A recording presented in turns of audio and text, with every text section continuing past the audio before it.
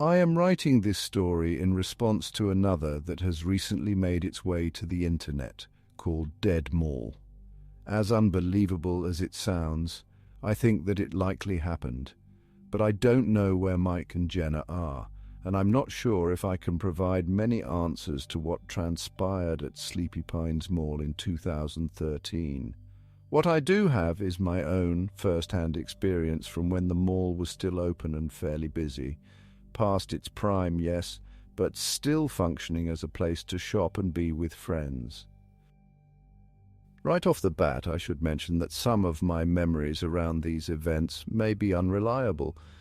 I do have very good long-term recall. Normally, I can remember things that happened when I was just 2 years old. However, these memories were buried and forgotten until recently. I think I should start by talking about how I remember the mall itself. For a long time, I hadn't at all. Not really. I only had vague childhood images within a fog of confusion, existing in a place where I couldn't be sure if I was misremembering a dream or something real. I always knew that I'd visited multiple times as a kid. We have pictures to prove it. I think I even have a few toys and clothes as keepsakes that we must have bought there. But until I read about Mike and Jenna's exploration of the mall's dying husk, I couldn't recall anything truly solid about my own visits, like the memories were always hiding just above a dark storm cloud. I had partially blocked out my history with the place because something traumatic happened to me there, and it would have defined my childhood and growth had it been allowed to actively circle around in my mind during those crucial years.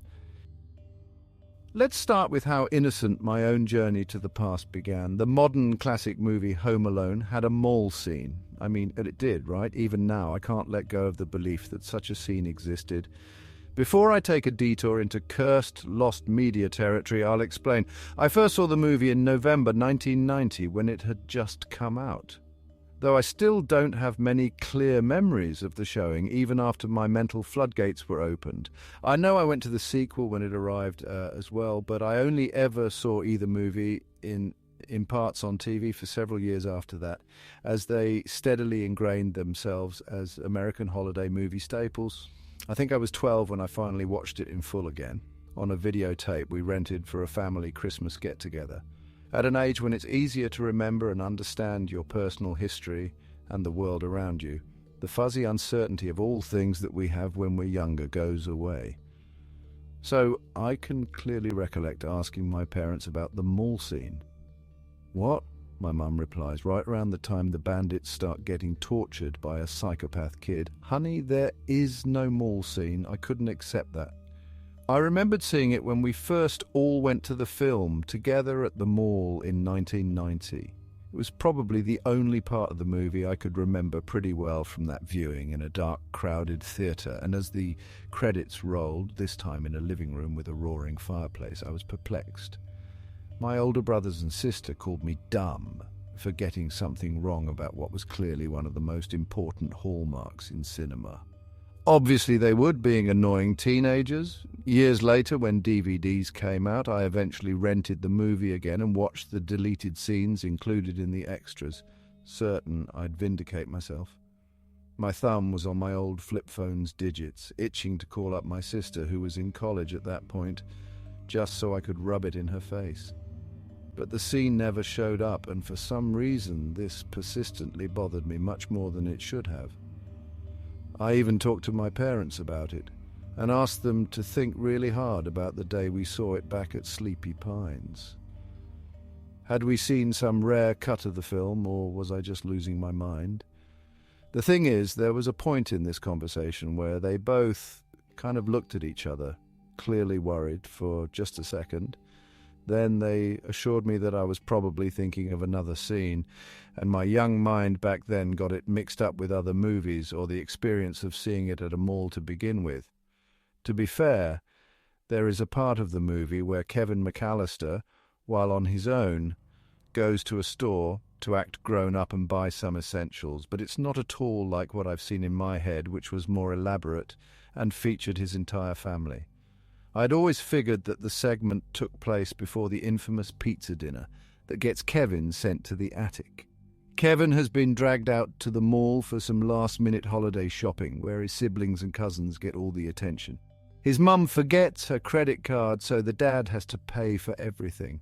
The parents are out of character, acting agitated and impatient, and they end up frightening Kevin almost as much as that childhood nightmare fuel basement furnace. At some point, Kevin stops and looks into a dark hallway. It's some part of the mall that everyone seems to ignore, and camera tricks make it look much more ominous than it should be. The unlit corridor becomes one more thing in the movie that scares Kevin's young mind. And that's it. I was never sure just how long this shopping scene lasted, and I can't recall how it ended. This deleted scene that I suppose really does not exist is important to my own story and how I once perceived what I experienced that day as I grew up. Seeing as how I'm telling a story that deserves a proper build-up, I'll start at the beginning. I don't expect everyone to believe that these things really happened, but at least writing all of this down may help me finally move on. It was late November, just before Thanksgiving and Black Friday. While not quite as big in 1990 as it got to be later on, the shopping weekend was still the annual main event for businesses back then, and malls across America were ground zero. My parents couldn't stand those sorts of crowds, so our visit to Sleepy Pines that year happened a couple days before the turkey was served. I grew up in Ohio, and not the American Northeast where the mall existed, but many of my grandparents and aunts and uncles lived there, so I was used to taking road trips with my family several times a year. This time we were spending Thanksgiving weekend with my dad's brother, his wife, and their 2 kids. My cousins were both a bit older than me and my siblings, the girl being 15 and the boy 17. They were fun to hang out with when I was younger, but by then they were jaded teenagers too cool to acknowledge me. Similarly, my siblings were also separated by 2 years. My sister was the oldest of us at 13, and as my clothes were mostly her hand-me-downs, I typically show up in our family photos from those years in t-shirts with outdated 80s cartoon characters staring at the camera. She usually just ignored me, or, at most, called me annoying. Meanwhile, my brothers, 11 and 9, often worked together to plot up new ways to tease or prank me. I was nearly 8, but still the baby. My parents doted on me when they could, but were so busy with the other troublemakers that they had little time to give me guidance or structure in those days before my siblings started heading off to college, so it often felt like I was given free rein and could get away with anything. But that also meant that if I got myself into trouble, I'd usually have to get out of it myself. I think that early independence toughened me up, at least a bit more than most kids of that age. Still, most everyone cries the first time they scrape their knee. Then the pain and fear aren't so bad with each new injury. I could be as terrified by an unfamiliar experience as any kid. I just get over it fast and be able to face those scary moments head-on should they happen again. I like to put on a brave face against adversity, and that gradually helped me get my brothers off my back once they realized that I wasn't going to be the butt of their jokes anymore. There are some things, though, that you simply can't get over, and you either have the fortune to learn how to forget, or you're haunted and maybe change for the worst. Thankfully, I did forget for a long time, and while it mattered most. As an adult who has gone through other hardships over the years, I can better weather suddenly remembered trauma that is separated by such time and distance. I now reside in Hawaii with my boyfriend. I have a good life and supportive friends, so don't worry about me.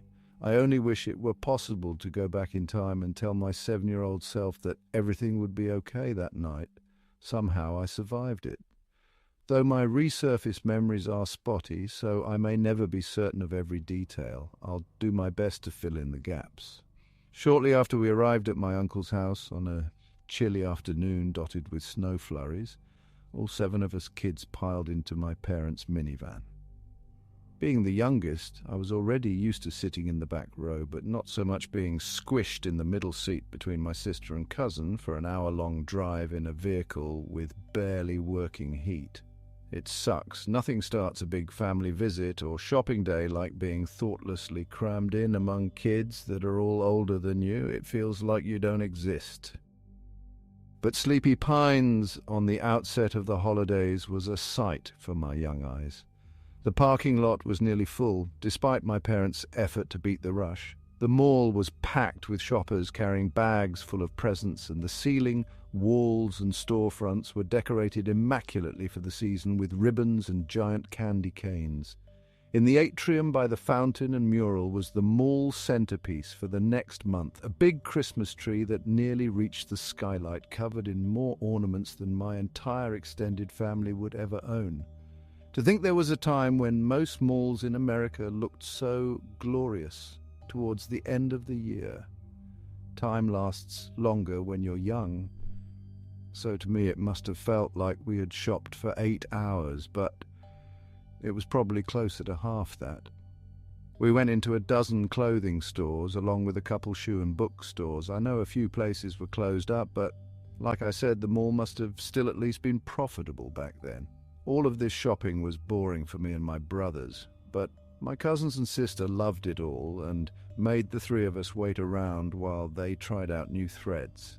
None of us had these new things called Game Boys yet, so we were stuck with coloring books and small 8-color crayon boxes for entertainment, while the teenagers had their fashion fun. Once the 4 adults finally noticed how bored some of us were, we got to visit KB Toys for a whole 10 minutes. Being with happy kids our age and getting to see all the shiny toys we wanted for Christmas recharged me and my brother's spirits, at least until the teens started complaining that we were going to run out of time to check out the rest of the important stores, what with a movie coming up.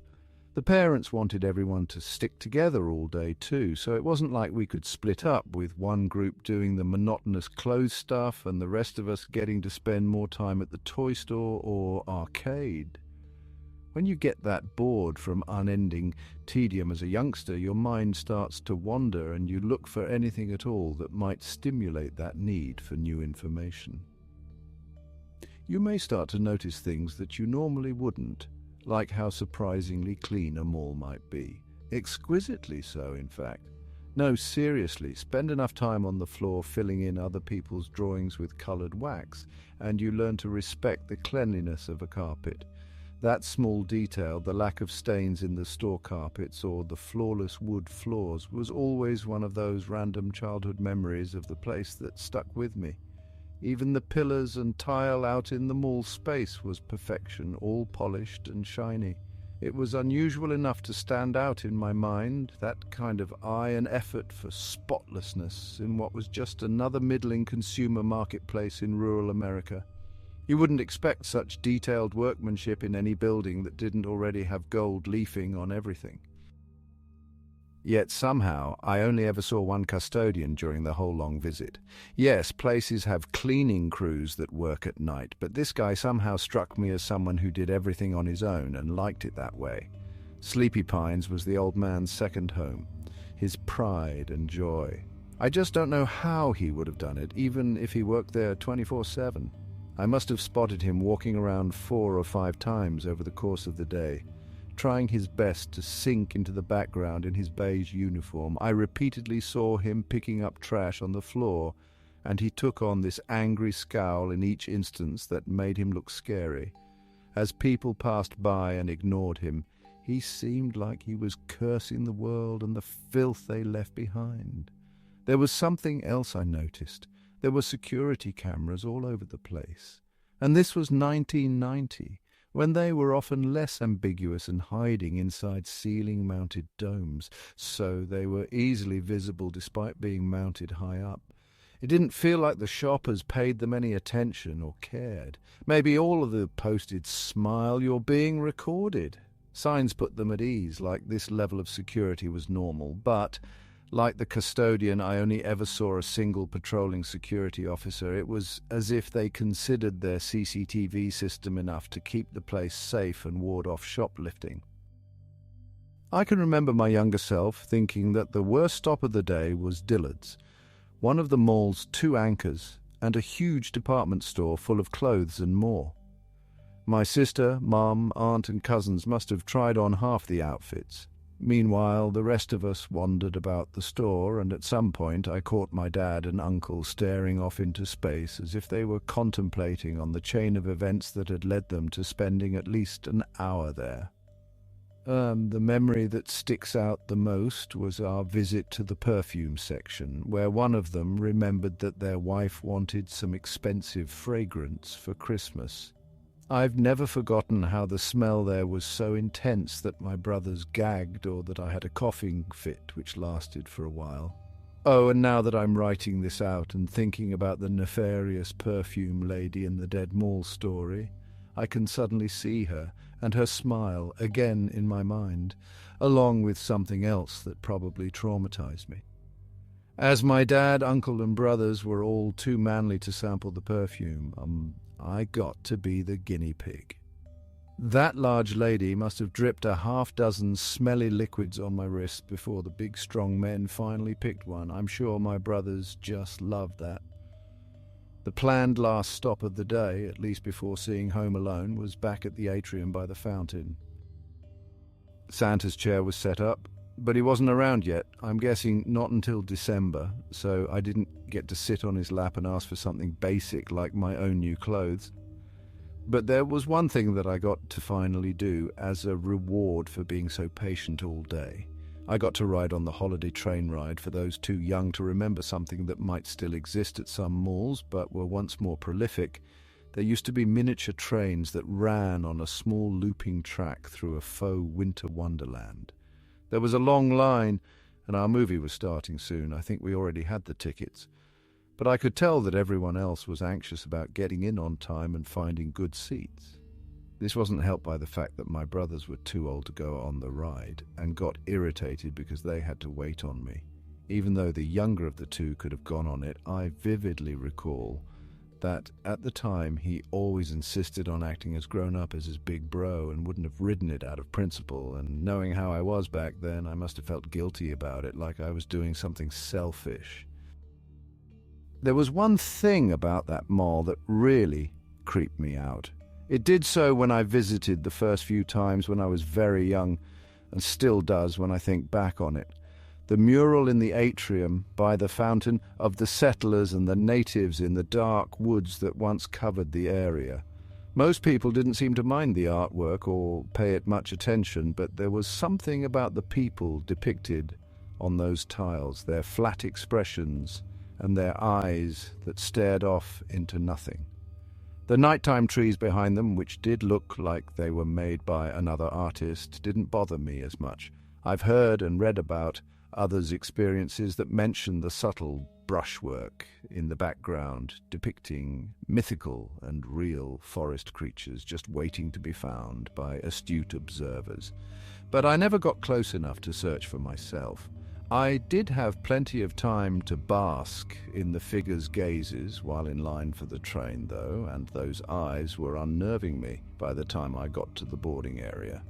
To make matters worse, which was the theme for the day, our parents forced my brothers to stand in line with me, even though they weren't riding. It made them even more agitated, and when they get like that, I become an outlet. They weren't always mean back then, and we have a good relationship as adults, but when they were having a bad time, they were experts at making me have a bad time too. Teasing, pranking, mocking my age and height, a general ragging. Anyone with older siblings can relate, I'm sure.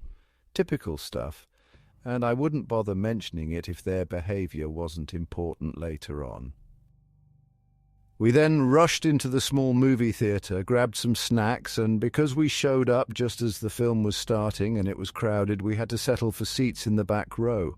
My brothers blamed me for that too, and they conspired with my sister and cousins to get them peeved as well.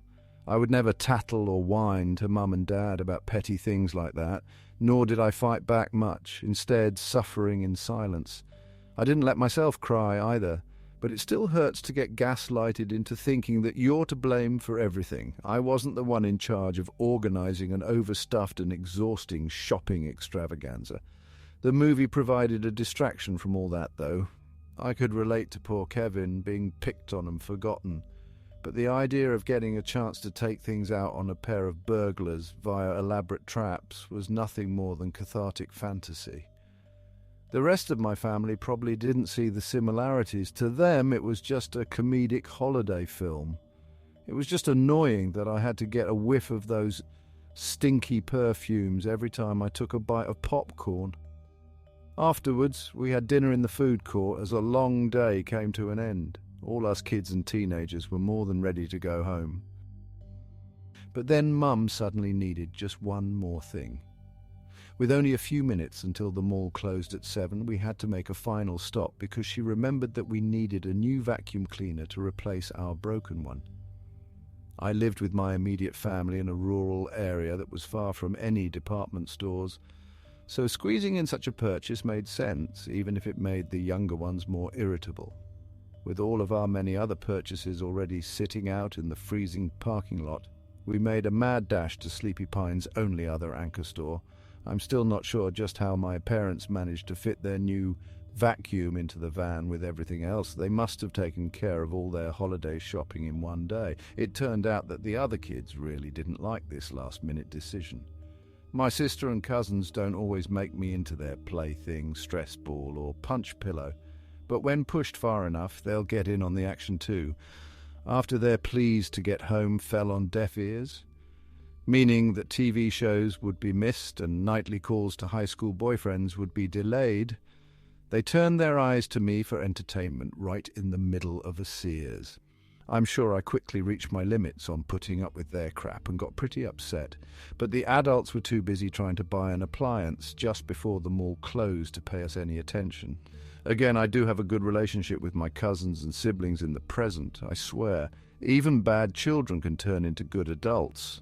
It's just important for story purposes to mention the ridicule I experienced. Though, to be honest, it does feel great getting to call them out for it after all these years and to subtly blame them for everything that happened next. To try and get away from the bullying, I had been walking around the nearly empty Sears store at a faster and faster pace, but the others kept up, and it only turned it into more of a game for them. Then an opportune moment arrived when my dad and uncle started calling for everyone to come back. Not because Mum was ready to make the final purchase and free us, but rather, parents just don't like it when their kids are out of sight for too long. But I knew it was only a matter of seconds before my tormentors wandered off again from the vacuum cleaner aisle to renew the pursuit. So instead of going to the adults with them, I turned around, ran to the major appliance corner of the store, and crawled into a washing machine. Yeah, not my best moment, but you couldn't beat it as a hiding place. And back then, they didn't have all the safety features we now take for granted, so it was easy to close the door from the inside. So there I was, hunkered down in a pitch-black tumbler, more scared of my family than my hideout. I thought about getting out within the first minute, but then I heard someone walking past and figured it might be one of the older kids. I stayed in there and must have lost track of time. To be fair, it was the first bit of true peace and quiet I had known all day. According to the old memory of this incident that I never used to question, the next thing I knew, I'd gotten out, wandered about the empty Sears for a bit, and was then helped out of the store by some cops, and returned to my parents amid the flashing lights of the police cruisers. But I never had a firm grasp on the passage of time around the event, and now I remember why. Much more actually happened. First, I should note a peculiar observation which never left me about the end of that day. During the last 15 minutes or so before the 7 o'clock closing time, I had noticed the behavior out in the rest of the mall from the Sears entrance. Employees were closing up their shops in a hurry and rushing customers out, not even all that politely. In turn, the owners and workers I could see looked like they were being directed by the general mall staff to hurry things along, the custodian and head of security guys being among them. This also happened much closer to me moments later in the department store, just before my siblings and cousins started being mean. There was a conversation between my parents and/or aunt and uncle with the employee helping them pick a vacuum cleaner that's always stuck out for me. And it went something like this. I'm very sorry, but we're going to have to make this quick. A parent asked, "What's the rush? We know you close at 7, but..." "Yes, but this evening we need to be out of the store within just a few minutes after closing." "Has it always been like that?" my uncle or aunt replied. "We've been here before and we've never seen the mall like this, with shoppers being hurried out. If customers need a few extra minutes to finish up..." Further discussion must have seemed like a waste of time to the worried sales associate, and he said something like, "It's like this once a year. We can get in a lot of trouble if we linger around tonight." I remember him looking away as he revealed this, or seeing guilt on his face, like this wasn't something he was supposed to say to customers. It was odd, but seeing as how this was also the first time I had ever been at a mall at closing, I probably just figured that this was the way things were. But later on, as a teenager in the 90s, I hung out at malls often with friends, and it was usually a pretty lax affair as things closed down. You usually just finished whatever you were doing and left as stores rolled down their shutters, things got quiet, lights turned off, and the place emptied out. But my parents didn't dwell on it for long because it was easy to come up with a reason that explained the rush and shrug off the urgency.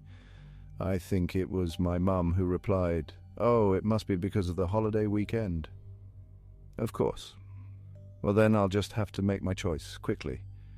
I didn't get to see which vacuum cleaner she chose until I was safely back home. Yes, obviously, I did survive that night, but it shouldn't have been a night where that was ever in question, and now that the memories have come back to me, I've only just begun to wonder about the scars it left behind.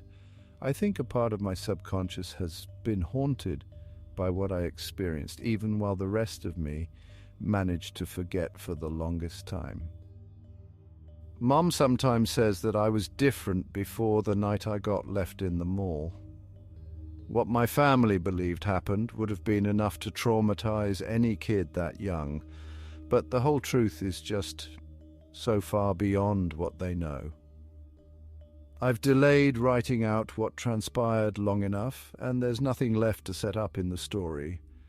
Revisiting and really processing everything has given me the shakes these past few weeks, so I might have some sort of PTSD thing going on. But I'm going to try. I don't expect you to believe the second part of this story, and that's fine. Maybe if just one person does, and they're the right person, I could finally get some answers, but I doubt they exist. When I snapped out of whatever state of mind I was in and left that washing machine, I stepped into a very dark Sears store. It was almost winter and already dark outside, and the place had no lights on at all, meaning my only source of illumination came from the parking lot lights outside and what little was still running out in the mall. It was very empty and very quiet, too. I didn't want to believe that my family would just leave without me. I must have thought that they'd come looking, or someone knew where I was. Maybe the reason I stayed in the tumbler for so long was simple kid logic. I was expecting someone else to find me and let me know when it was time to go. I just had to stay put and safe from my tormentors until the adults came and saved me. I ran up to the door to the parking lot, hoping it would open and I'd see the van running outside with Mum or Dad ready to open the sliding passenger door for me and asking, "What took you so long?" But the lot was as vacant as the store. You could mistakenly think that the mall hadn't been visited in years, the way a landscape once filled with vehicles appears. The doors were also locked to no surprise. Not that I was stupid enough to venture out into the cold, only dumb enough to hide in a washing machine. It occurred to me early on that the mall was going to be closed until Friday, so I might have taken that to mean that absolutely no one would enter the building before then. The realization upset me, and chances are I shed a few tears, but I would have also been brave and tried to focus and reach out to reason. I knew my aunt and uncle's home phone number. All I needed was to find a phone. I could get quarters from the fountain for a payphone if I needed to, and I knew that there should be plenty of phones around the store too. Not that I would have even known what it meant to get an outside line on any of them, but calling out was a moot point anyway. I did locate some phones as I explored the back offices and found the one at the customer service desk, but nothing had a dial tone. Figuring I was doing something wrong or the store shut them off at night, I left the relative safety of Sears to try and make my way to a payphone. Whereas the store felt somewhat safe, despite being a left-behind 7-year-old in the dark. Even today, the idea of walking around in an empty mall at night freaks me out. I may not fully get the liminal spaces craze, but there is something universally unnerving about exploring someplace typically full of people that you're never supposed to see after closing.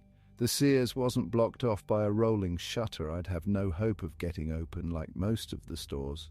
All that kept me inside were a pair of latches on the top and bottom of glass doors. I found a stepladder so I could reach the upper lock and got out in minutes. Scared and shaking, yes, but rather proud of my handling of the situation so far and ready to find a payphone. Being an hour from the house meant rescue would take time, but just hearing a parent's voice would have been enough for my spirits at the moment. The mall itself was better lit than the Sears, though not by much. It was a dark and cloudy evening, so the skylights were pitch black, but what was coming from the vending machines and any storefront signage that had backlighting provided me enough to navigate by. While the darkness was bad enough, it was the silence that really got to me. Most people probably feel that the sprawling indoor shopping plaza playing its crappy music at night would only add to the creepiness, but I might have found it rather comforting in comparison. My sneakers squeaking against the tile, I kept otherwise quiet and on the watch all around me. My eyes peeled on the shadows as if expecting a monster to jump out at any moment. It didn't take long to find a couple of payphones, but they didn't have dial tones either. That must have dampened my outlook. I think I shrunk down against the wall and had another good cry. At some point, I noticed a warm, flickering light down the hall towards the atrium.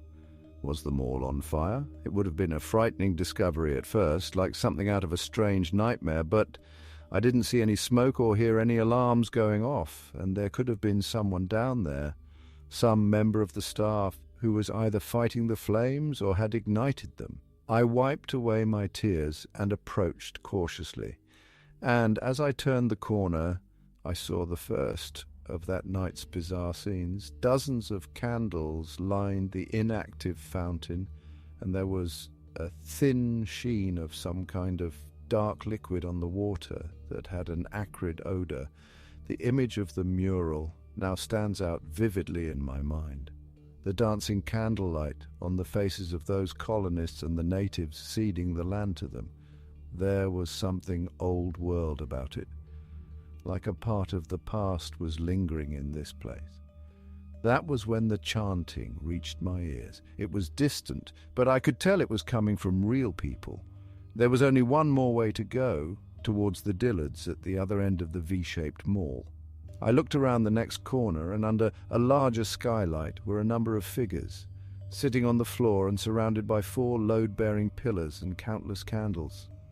The people were in silhouette and difficult to see, but there were people. Call me judgmental, but I wasn't naive enough to believe that a group chanting in candlelight near a polluted fountain in a mall at night would offer to help a child who may have already seen too much. Even so, I kept still and stuck to the shadows, watching from a distance for a short while. My young mind must have had no idea what to make of the sight.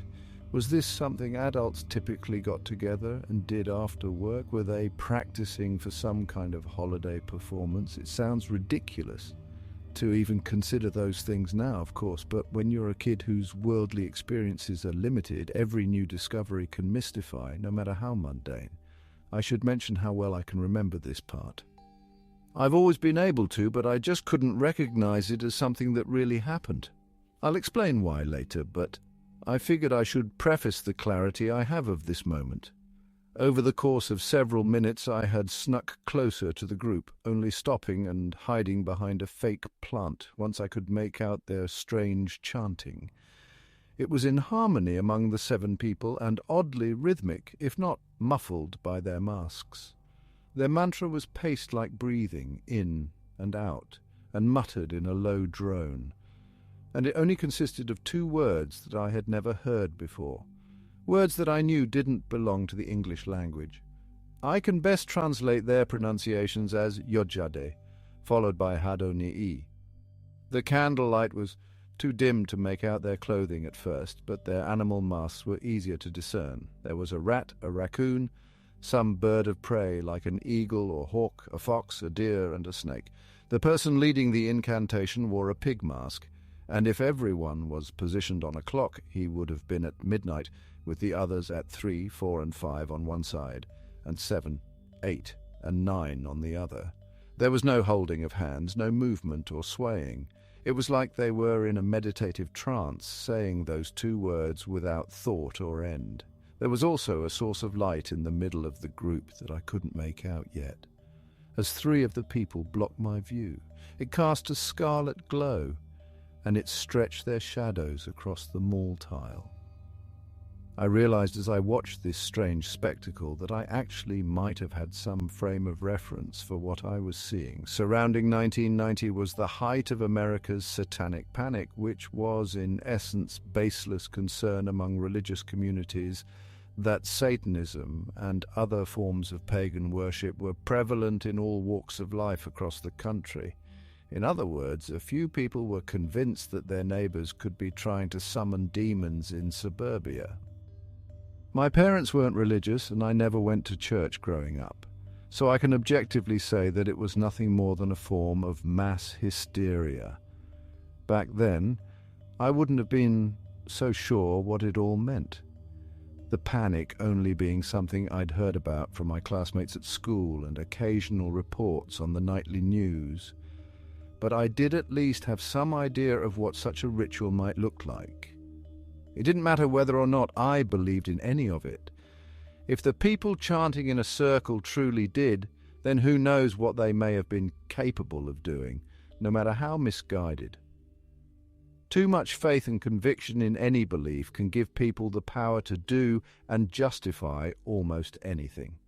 Having convinced myself that they were trying to open a portal to the place where bad guys went, I didn't want to take a chance on any of that stuff being real. So I started backing off, deciding to avoid the area entirely. I mean, think about seeing something this messed up as a world-weary adult. Then imagine seeing it as a child.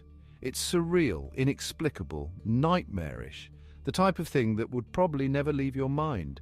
I'm surprised I stayed and observed as long as I did. But looking back, it may have been because something was pulling me in, tugging at me from a distance, trying to whisper in my ear, only it was too far away. So its touch was too subtle to quite reach me. I was about to leave until I heard a familiar sound, the ring of a phone. I hadn't seen it until the pigman got up and went over to it. But there was a phone on the floor next to the ritual site. My eyes had adjusted to the dark enough to see and follow the long cable connected to it, which ran from some place further down the hall that I couldn't see from my position. As the pigman went to answer it, I got a look at his clothes. He was wearing a business suit of all things, and it was stained in a deep red. "Yes," he said into the receiver, in a plain voice, as if he were talking to a regular person on a normal day. "Yes, we're ready. Understood. We will begin right away, and a good weekend to you as well. Goodbye." He hung up, and his other animal mask friends waited patiently as he walked off down the hall. I couldn't take my eyes off the phone, perhaps the only one in the mall that was working. There was no way I'd ever be able to make myself sneak over to it, but I knew that if I could follow the cord, I might find other usable phones near where it was plugged in. The pigman returned after a few seconds, pulling over a trolley cart like the kind used by ice cream vendors around the mall during the day. And this is where things got unexpectedly disgusting and perverse. He opened the sliding metal lid of the cart and pulled out an animal carcass. I think it was, I suppose appropriately, a pig, although its head was missing, and no, he thankfully wasn't wearing it. It was easy enough to tell that what he had adorned was a simple rubber mask. Not that it made any of what I was seeing less bizarre. The carcass had already been slashed multiple times, with deep wounds going across the body that were still leaking blood. As if this was just another typical Wednesday for them, He nonchalantly stabbed the pig with a large knife to create another exit for more blood to flow from, and dangled the carcass over the ritual site. He also shook it around, making the crimson liquid splash across the tile. The other people just kept sitting there throughout, not even reacting. I'm sure they were hit by blood droplets, but didn't care at all. When the pig was thoroughly drained, he chucked it off to the side, then returned to the cart and pulled off an object that had been perched atop the retracted umbrella pole. When he brought it into the light, I could see that it was a cow skull with horns intact. It was bleached, dusty, and cracked. It had been around a while. The pigman returned to his spot and held it over his head. Fresh blood and old bone, binding our cycle of life with those that have come before, we ask that you hear us once more. This sacred ancient land, we respect your bounty. We know our desires to be worldly and petty, small and meaningless in the eyes of the timeless earth around us. We humbly beg your forgiveness for our sins, for forsaking and abusing nature, and for the death and destruction brought by our forefathers. May the old spirits of those who truly tended to and respected this land only know paradise. They did not deserve our wrath against them, and surely their use of your great power was modest and just. But now we live in a modern world. We know it to be a shallow, frivolous place, and yet livelihoods are, as always, at stake. Failure of our crops, famine and pestilence may no longer be of grave concern, but we still fear failure and destitution, the loss of opportunity. If we do not succeed, then someone even worse than us will, and it will be as if we were never here. The pigman lowered his arms and cradled the cow skull. It could be that his arms were just tired, as he wasn't yet done with his diatribe and request to what must have been some unseen personal god. Capitalism has swept across this land and carries with it many sins, but our greed is not in excess. For all of its faults, the industrialized world brings benefits to our health and standards of living, but it requires constant economic growth.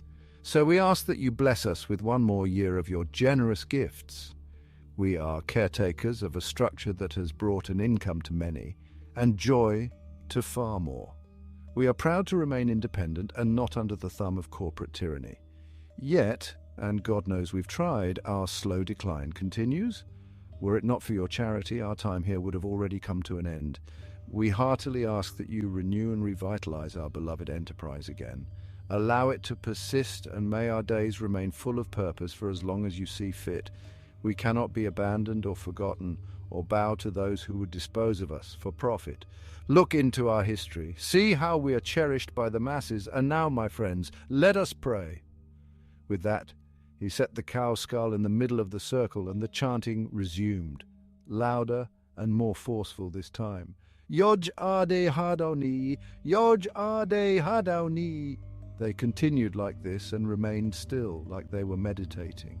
I thought that their eyes must have been closed, and their mantra was boisterous enough to hide any sounds I might make. It was the right time to get moving, to follow that phone's cord and maybe earn a chance to make a call. I know you're probably wondering just how I remember all of this so well. I have actually more than memorized the pigman's words. They've been a part of me for decades, lingering and repeating in my dreams and thoughts. While I had until recently forgotten the context of that ritual, what came before and after, the scene has persisted in my mind since I first witnessed it. It's an unnatural memory, one that could have eventually driven me crazy if I didn't get my answers. Why did I have so many nightmares about it? Why would I think about the pigman's speech while trying to focus on schoolwork, or during sleepovers with friends, or while busy with every other aspect of growing up? The ritual didn't feel like something that had really happened, so I could never explain to myself just where it was coming from or what any of it meant. I've written those words on composition book journals and in text files on computers many times over the years just to test my memory. I've gotten them exactly the same on each attempt. It's like they're burned into my head, no less likely to decay than an ancient language inscribed on stone tablets. That's the whole thing behind all of this. It's our memories. It wants to survive through them, to persist and be rebuilt. The rituals, the personal beliefs, how you view the process, even what you make it out of. It doesn't care as long as it exists in some form and you can give it power. It will bend reality for you and fulfill the closest things this world has to a wish. But the cost, well, I'm not sure yet what it is. I don't know if it has a name or if it's even aware of what it is, nor how old the thing is, or who created the first one. I'm talking about the totem, an object bound to this land, whether it can be called cursed or hallowed. I didn't see it the first time I walked past it, not that I can remember, maybe I did, but in my memories it's nothing more than a burning bright light, like a hole in celluloid that the projector shines through. As I snuck around the 7 worshippers, if that's what they could be called, I got my first real look at their ritual site.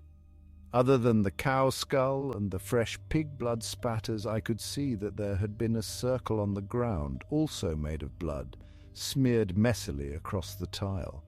Dotting that circle were 7 smaller halos for the participants to sit within.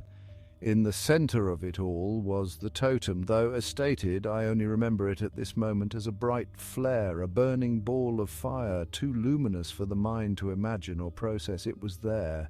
My eyes must have seen its true form, but I simply cannot picture that form in this instance. I hurried around the corner and began to make some distance from the animal mask people, feeling safer with every step. I followed the cord connected to the red phone on the floor into a side hallway, and then to the mall's security room, which was empty. It was a small place, little more than a couple of desks and an array of black and white TV screens. They must have been connected to cameras across the building, but all of the monitors were off. I don't think the CCTV system was active during the ritual, ensuring there was no record of it. The very long phone cord was plugged into a jack by one of the desks, and the other desk had a phone resting atop it, just waiting to be used. I knew it had to be working, so I reached out to check for a dial tone. But then it rang. I froze up. I wasn't expecting it to ring, and I was too scared to answer it. What if it was the same person that the pigman had talked to? Or maybe it was someone who could help me, but in my panicked state, I just wasn't sure what to do. I hesitated and stood in place too long, and by the 3rd ring, I could hear approaching heavy footsteps from someone who must have been wearing boots. I hid under the desk, making myself as small as I could. The light in the room was positioned in a way so that it cast the man's shadow on the nearby wall. Between the phone's rings, I could hear his muffled breathing from under his mask. He sounded agitated, perhaps offended by the interruption. My heart beating out of my chest, I remained under there, quiet and frozen, as he stood just behind me on the other side of the desk. I believe he was waiting for the phone to stop ringing, but after about a dozen or so rings, I could see his shadow bring up his mask and then grab the receiver. "Sleepy Pines Security," he answered, in that kind of tone of voice I remember my parents using whenever we did something bad, yet they were trying really hard not to yell at us just yet. I'm paraphrasing, but he went on to say something like, "Lost child. No, no one's here. Yes, I'm looking at the cameras right now. You don't need to get the police involved. Your kid isn't here. Goodbye, don't call back." He then slammed the phone down, and I could hear him mutter out a frustrated, "Damn it." Despite my terror, I could still comprehend that it was one of my parents that just called. They knew I was missing, and it was just a matter of time until either they or the police would show up. I suppose it was also a good thing I didn't pick up the phone, or I would likely have been caught. The pigman slid his mask back down and turned to leave, and I planned to return the call as soon as he was gone. The instant that I began to move, however, the phone rang again. I retreated back under the desk, only seconds before the pigman came stomping back in. He ripped the phone right off its cord and threw it at the wall with such force that I could hear its plastic casing shatter on impact. His rage only made me even more scared of getting caught. The slightest inconvenience getting in the way of his ritual was like heresy. Worse, he knew there was a child somewhere in the building, a helpless interloper. He and the others would now keep an eye out for me. Recognizing this, I must have stayed under that desk for a decent length of time before mustering the courage to get up and leave the room. With the only phone I could easily get to destroyed, but also armed with the knowledge that help was on its way, I saw my best option as just trying to get out of the building. Sleepy Pines was at a central location and served many towns, and yet it was still away from the interstate and the gas stations near it. The place was in the middle of nowhere, and there were no other businesses I could run to. Even so, by then I was ready to take my chances waiting or hiding outside. The emergency exit doors out in the hall were also a no-go, however. Looking back, I think that the mall could be completely locked down by design. Maybe it was important for the ritual that nothing could get in or out, or it could be that they were keeping something else inside. I haven't mentioned this yet, but ever since getting out of the washing machine that night, I had felt like I was being watched, as if eyes were on me the moment I had stepped into the darkness of the Sears store. I wonder, if I had just stayed in the tumbler, would I have been safe? I'm not saying that the mall itself was alive, but I believe there was some kind of presence in there that night all around. Pervasive, lingering in the shadows and in every corner where light didn't reach. The feeling was never stronger than when I slipped into the utility corridor, its entrance being right by the useless emergency exit. It was a cold, dirty place, left unheated. Nothing but grey concrete, wiring, air ducts, old equipment, and remnants of stores that had closed over the years. The long stretch of hallway was like the building's unseen museum. Sales signs, going out of business banners, cardboard stands, broken shelving units. I'm not sure what the places that no shopper typically sees are like in your typical mall, but here it was as if the management never threw away anything. It was a mess, but at least the flickering fluorescent lights that lined the ceiling kept it from being dark. I'm guessing they were rarely turned off. I never actually got a chance to look for some seldom-used doorway back there, though. I didn't even take a step past the entrance. The presence I'd felt was almost overwhelming. From my spot at the end of a hallway any kid would be scared to navigate in normal times, and for one reason in particular. The corridor was breathing.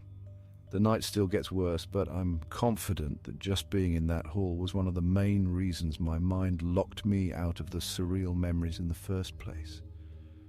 Like the chanting under the skylight, the breathing was rhythmic and natural, in and out, as if I was staring into a huge monster's throat. It was frigid too, but impossible to mistake for a draft. Wind pulled trash and other loose objects away from me and then blew them back several seconds later, and yet there was no sound other than the skitterings of small debris affected by the current, no rumblings or snoring, only dead, silent breathing air. I don't remember how long I stood there, debating whether it was safer to turn back or actually proceed into the hallway. Maybe only seconds, but I'm sure it felt longer. My decision was made for me when I suddenly saw a rapidly approaching darkness from the other end. Its movement was swift and never stopped. It wasn't like the fluorescent lights were taking turns shutting off. There was an abyssal blackness coming right at me at the speed of a train, and it engulfed everything it swept over. I think it may have even generated a shock wave of air, hitting with enough force to push me forward just after I had turned around to flee from whatever entity was threatening to swallow me. I threw my body against the door I had stepped through only moments ago before the darkness could reach me, fell to the floor, stumbled about, and took off in the opposite direction as fast as I could go. Keeping it all in was impossible, and I can recall screaming as I ran away with no destination in mind. It didn't matter that my panic had given myself away, because the pigman was already on the lookout for a child. He grabbed the back of my jacket the instant I passed by a corner where he had been waiting. He was tall and strong. I think he must have picked me up with one arm by just the collar of my outerwear.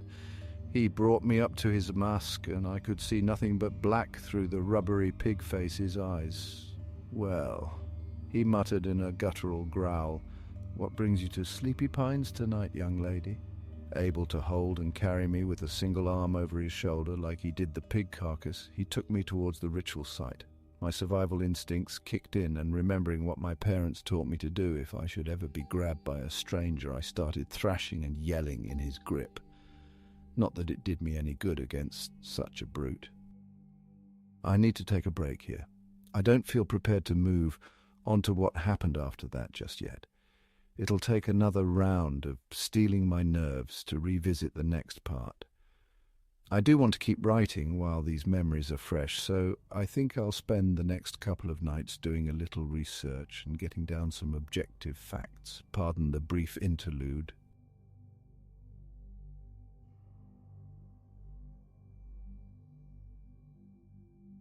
During its existence from 1973 to 2008, Sleepy Pines only ever had 2 owners, the first of which also helped design the building. The second owner was brought in to oversee a revival attempt starting in 1991, but didn't quite succeed and ended up closing shop less than 2 decades later. As far as I can tell, he was a typical businessman of little importance, and his only noteworthy accomplishment was getting a good deal on the sale of the land. So let's instead talk about Pierce Colchester, the first proprietor. I did what I could on digging up information about him before writing this story, but it's no easy task. Whether the world simply ignored him as much as an owner of a mall could be ignored, or he tried his hardest to bury his tracks, his legacy has been made enigmatic. But there are a few things we do know. He was born in 1942, appeared to be quite tall when compared to others in what few photographs of him exist, and was once a college professor in the northeast of all things, teaching a class on anthropological studies as they pertain to the native populations that once thrived in the area.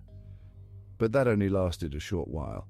As sometime around 1970, he inexplicably came into a lot of money, quit his job, and bought a large tract of wooded land not far from freshly laid interstate road. His business dealings were seen as shady, and his construction contracts are seemingly lost. But all of that was brushed aside by the local government when Sleepy Pines opened in 1973 and brought a cash flow into an area that was little more than farmland and abandoned steelworks. I'm certain I met him that night because he suddenly disappeared in 1990, and a new owner had to be found who wasn't as successful with running the place. The mall's reputation for being clean and safe was hit hard, then it fell into disrepair, vendors evaporated, and its glory days became a memory. In other words, I was there the moment its slow death spiral started. There was something else notable about Sleepy Pines that I gathered from a series of small articles over the years written about the place. Stories and observations that never gained wider traction, yet persisted, while Mr. Colchester was in charge. Excluding the workers who ran both the corporate stores and smaller independent outlets, the mall had been knowingly understaffed during his tenure. It did function as any other decent mall, only with far fewer people at the helm than usual, to the point where it was noticeable to anyone looking. It managed to thrive in the early days, even so, and that small overhead must have bolstered the monetary success of Sleepy Pines and put more money right in Colchester's pockets. He only ever commented directly on the matter once, and never in a written interview. After contacting a few people I grew up with and who still live in the area, one of them managed to uncover an old videotape with recordings of local news broadcasts for the closest city to the mall. It so happens that Colchester was interviewed in 1988, right in the atrium itself and in front of the mural. He had made one of his rare public appearances for what was little more than a fluff piece celebrating the mall's 15th anniversary, and the segment was less than 2 minutes long. Hearing him speak was what really confirmed to me his identity. He's standoffish, and his answers are to the point, if not a little defensive. I won't transcribe the whole thing, but his responses are worth a mention. He's asked 3 questions. To the first, he explains his mall's success on keeping a small but dedicated and professional staff on hand at all times. To them, the place is more than just their livelihood, it's their sanctuary. His words, not mine. Even the reporter seemed a little taken aback by this degree of reverence, perhaps thinking that he went too far. He visibly tries to lighten up a little and emphasizes that he just wants to turn the mall and the work around it into an art form, something to take pride in, like the Italians and the Japanese do. Keep in mind, this is a middling shopping center in a low to middle-class rural area. He definitely thinks too highly of himself, and it's clear he isn't much for socializing. Replying to a follow-up question on why he hired so few people, he claims things like efficiency and forming a tight-knit family. I think he just wanted to save money and have the right number of workers that he felt he could control, either keeping them devoted to his cause or leaving their numbers small so they wouldn't consider rebelling against him. After some banter back and forth and compliments from the reporter about the pristine nature of the place, she asks her last question about the mural. The camera pans over to it, basking in the daylight from the windows above. And because of the low-res video, it's like the figures are watching several children passing by who have ice cream cones in their hands. Every mall needs a centerpiece, something that defines and speaks for it, Colchester says. I've visited many across the country and seen things from elephant sculptures to meaningless displays whipped up by a commercial artist. I had this mural commissioned to pay homage to the people that were here first. It allows us to look back at them, and them us, from the distant past. And for anyone that studies the brushstrokes closely enough, they will find little secrets, depictions of folk stories and forest creatures. I cannot give away the name of its two creators. One did the backdrop, the other the deceptively simplistic figures, but suffice to say they are both modern masters. All this art talk goes over the reporter's head, and she concludes the interview with a toothy grin and wishes Colchester luck in the next holiday shopping season. Himself an artist in backhanded wit, he smiles wryly and suggests that she might wish to check out the sale at the Pottery Barn. She cheerfully closes out, and we return to the local newsroom to learn of other trivial matters. I do miss the simplicity of that time. It's hard to believe that just a couple years later, that man was covered in blood, wearing a pig mask and returning to what was pretty much a cult ritual in his mall with me in tow, kicking and screaming. I can really only owe my survival to a rift among his workers. Some of them hadn't lost their humanity quite yet, and seeing their boss dragging over a small girl to a sacrificial circle was a step too far for them on first sight. Since I was again near their holy object, I can revisit my recurring nightmare realm where my memories are crystal clear. I was finally close enough to the site to see the others, and I took in their appearances despite being terrified. While they never took off their animal masks, the rest of their clothing was also business attire, and I recognized two of the uniforms, that of the custodian and the head of security, both of whom I had seen earlier in the day. There were two other men in suits and two women as well that I know I'll never identify. For some reason, when I was brought close enough to the object in the middle of the circle, I could see it. Or more accurately, I can remember seeing it, since from then on, it doesn't seem to burn a hole in my memory. The totem radiated a strange energy, its structure glowing and containing something exotic and prodigious. There was a red orb floating inside it, giving off waves of heat, like a road on a hot summer's day. I don't think its color actually had anything to do with blood, rather that was just how these delusional people perceived it. Nor do I think that they dug it up. It was too clean and intact to be some ancient, lost relic found in the area.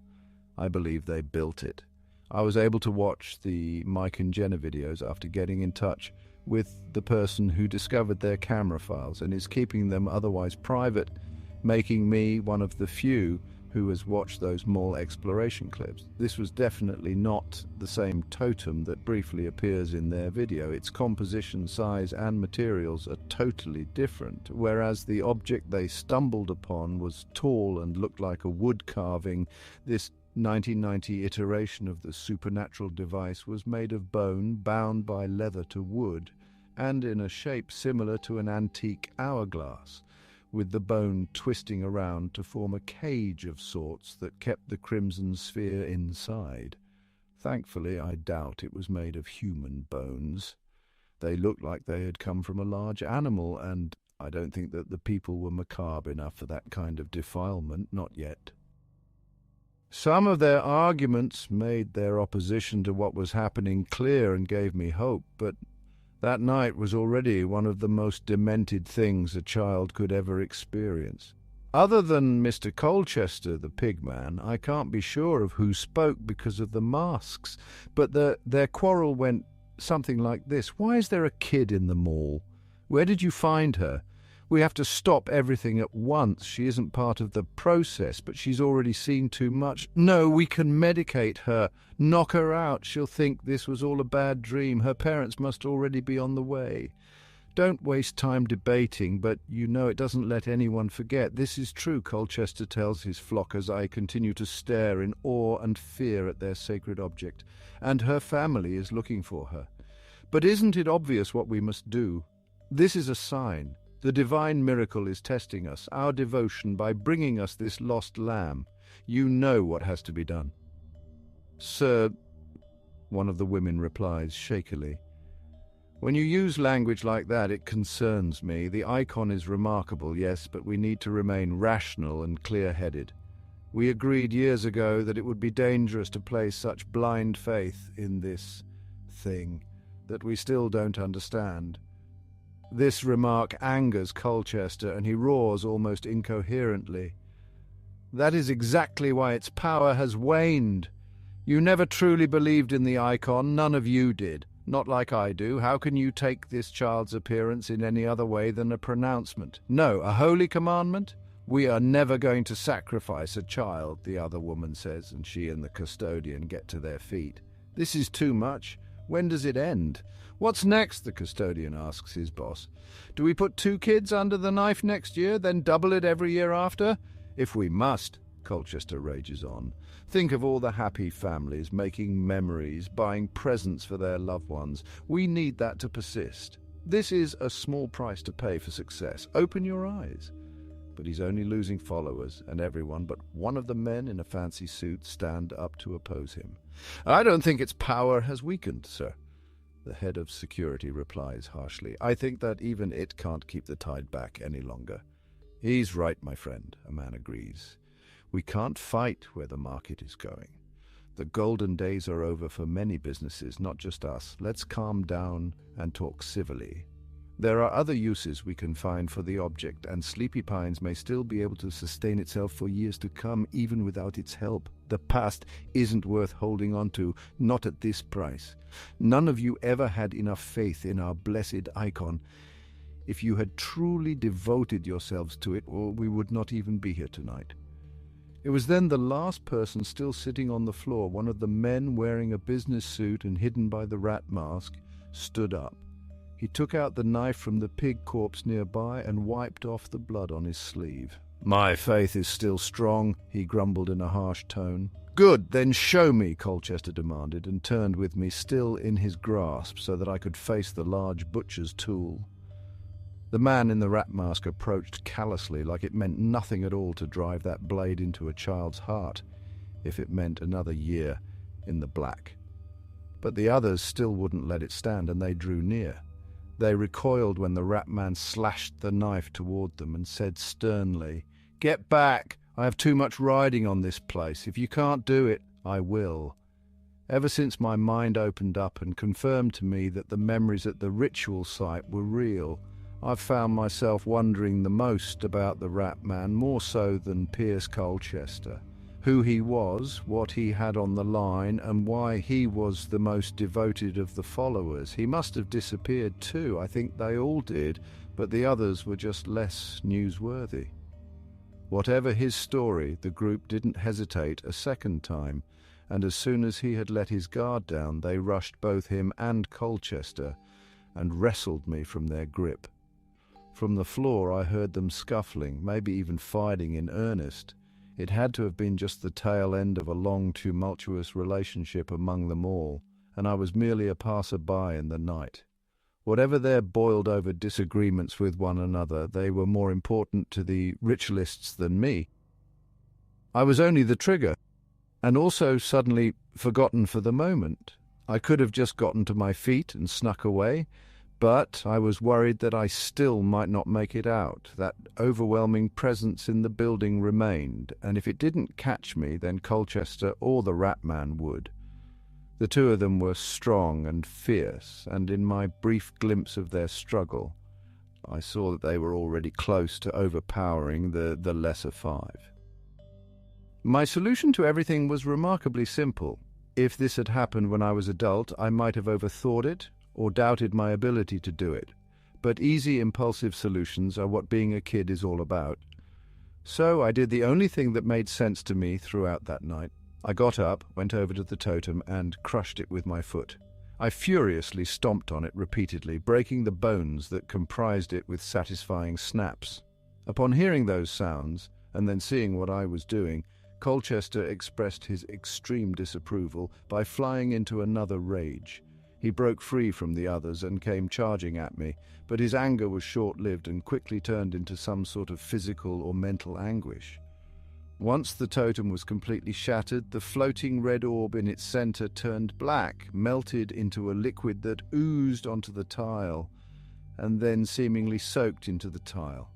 The substance had disappeared within seconds, and I think this caused a reaction in Colchester. He spasmed and started choking on liquid. Black fluid dripped from the pig mask eyes, and then he vomited up a torrent of that disgusting black gunk from the fountain. The others backed away from him, and I'm guessing they didn't know what was happening either, but he was obviously in pain and suffering as his body tried to purge something unnatural.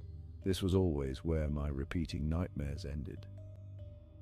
With the totem destroyed, it no longer had a hold on my memories, and the rest of the night becomes a blur again, although I now remember the rest just as well as any other fuzzy childhood account. Colchester ran off, clutching his chest or stomach, and there's a chance that everyone else just stood around a moment longer, looking at each other and me as if wondering, what now? It didn't last long. Since the mall was dark, the flashing red and blue lights that had suddenly appeared from the other side of the nearest locked doors filled the halls and scared them off. After they also disappeared from my life, I ran to the door, feeling overwhelmed by panic and desperation to get out of that building. I'm not sure, but when I destroyed the totem, all of Sleepy Pines may have trembled. If it wasn't from me severing some otherworldly grip on the place, then perhaps it was that unseen but omnipresent entity I had felt since the start of that night. Either way, I had returned to the world of reason and everyday normal adults doing their jobs. The police officers that had come to my rescue weren't able to get in touch with any mall staff for reasons obvious only to me. So after I ran up to the doors, they ended up breaking glass to get me out of there. My parents were waiting nearby in the van. We had a tearful reunion, and I got the back of the vehicle to myself on the way home. I only have bits and pieces of these last moments of the night, so it's likely I passed out as the adrenaline dissipated and they brought me straight to bed. I never told my family everything. They knew that I had been trapped in a mall alone at night for hours, and that was more than enough to warrant some child therapy. After a few months or so, I must have shown good improvement because they no longer saw a reason to keep at it, so long as I didn't visit the mall again. I don't remember much from my sessions, but I don't think I ever told my therapist the full truth either. Who would believe it? What would it add? If anything, I'd just be seen as delusional or confusing the resulting nightmares with reality. People in animal masks worshipping bones and pig blood. While therapy taught me how to manage my emotions and not let past events control me, I mostly credit my recovery to my mind quickly burying the reality of what transpired.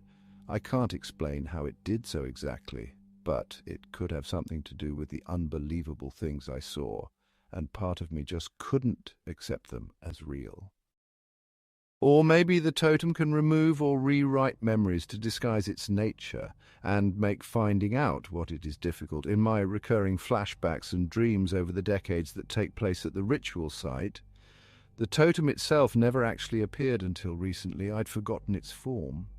My theory is that the enigmatic object is both a lock and key. It can hide itself away from perception, but when I read Mike and Jenna's story and saw the videos, the totem unlocked itself within my psyche and freed other memories about the day as well. How it can do this is one more mystery as to its origin. I think any physical form it takes is tenuous, only as strong as the person that creates it.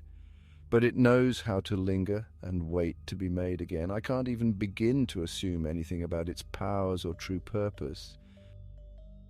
I haven't seen any of the people at the ritual since then, and I never returned to that mall. We did visit my uncle's family a couple more times, but I stayed at the house when the others paid a visit to Sleepy Pines.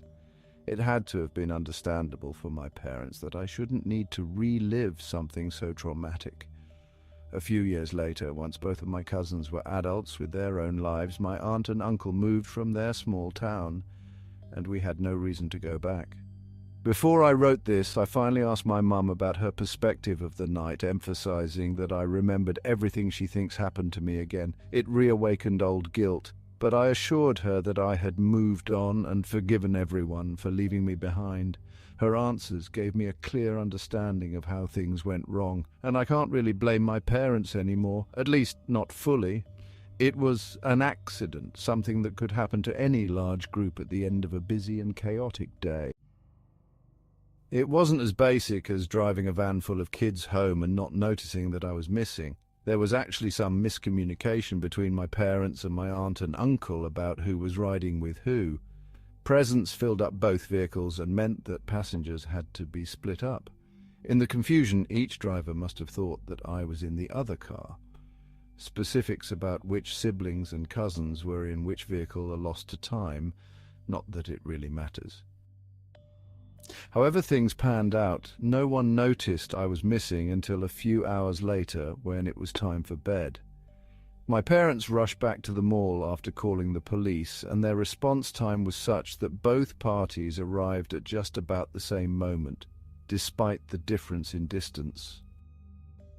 Life moved on for us after that, and the incident became just another one of those childhood disasters that big families get used to.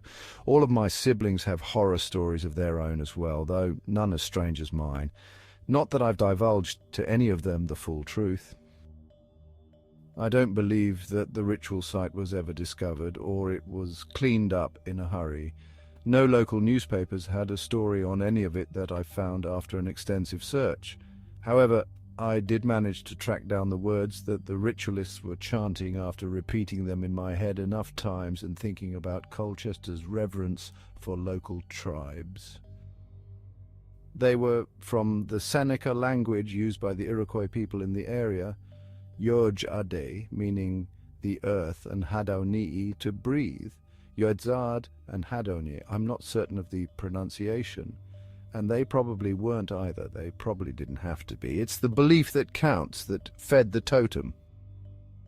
But if there truly is something special about the land up there, the breathing earth, I wouldn't be surprised.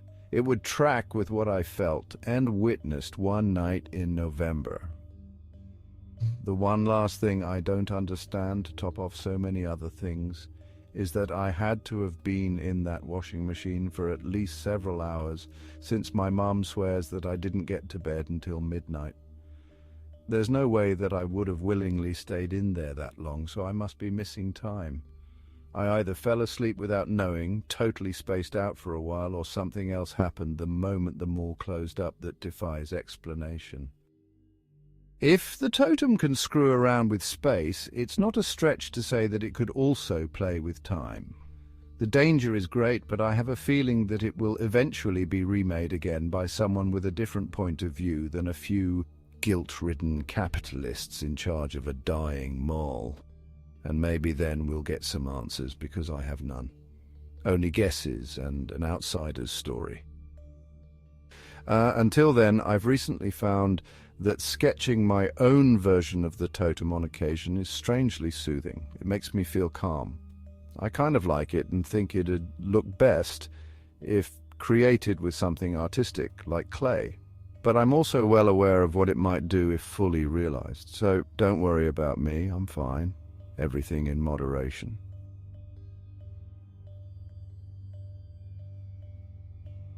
If you enjoyed this creepy story, please like and subscribe.